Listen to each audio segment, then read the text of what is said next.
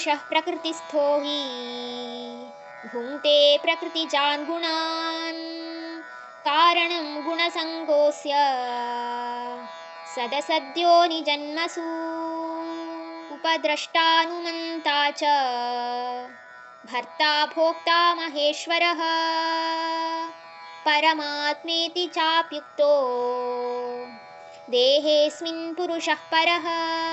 ಪುರುಷ ಅಂದ್ರೆ ಜೀವಾತ್ಮ.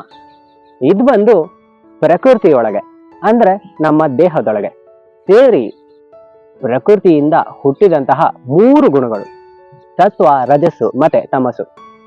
ಇವುಗಳ ಗುಣಗಳನ್ನು ಅವಲಂಬಿಸಿಕೊಂಡು ಒಂದ ಒಳ್ಳೆಯದಾಗಿ ಇಲ್ಲ ಕೆಟ್ಟದಾಗಿ ಯಾವುದೇ ರೀತಿಯಲ್ಲಾದ್ರೂ ಒಂದು ಸ್ವಭಾವದಿಂದ ಹುಟ್ಟನ್ನ ತಾಳ್ತಾರೆ.